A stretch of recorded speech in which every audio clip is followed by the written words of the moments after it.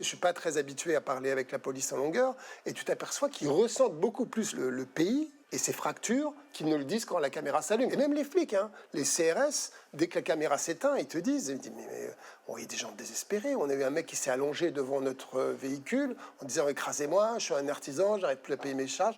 Les flics, ils ont besoin de l'esprit de corps parce que sinon, ils se mettent en empathie avec le type qui est en face. Ils se disent, mais oui, mais je sais très bien de quoi il parle parce que mes copains... C'est ce que me dit un gars de là-bas qui me dit, pourquoi est-ce qu'on n'a pas jeté les boucliers par terre et rejoint les manifestants il n'en sait rien lui-même.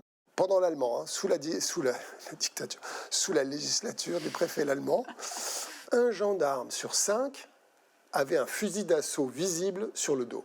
Un fusil d'assaut, hein, qui tire des balles de 5,56 qui font des dégâts irrémédiables.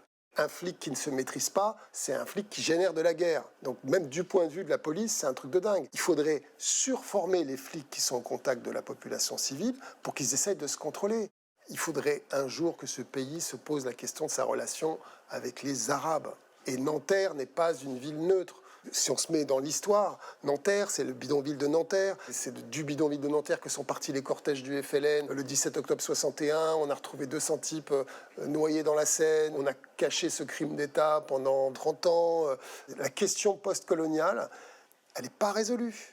Le fils Zemmour, avec un 4x4, il est rentré dans 2 mecs en scooter dans le 6e arrondissement il y a 3 mois. Personne ne lui a tiré dessus, bourré. Personne ne lui a tiré dessus. Effectivement, il y a 2 poids, 2 mesures. Effectivement, les populations qui vivent dans ces quartiers sont des cibles beaucoup moins coûteuses, on va dire, que celles des beaux quartiers. On le sait. Moi, quand mon fils a grandi, je lui ai dit, fais attention à la police.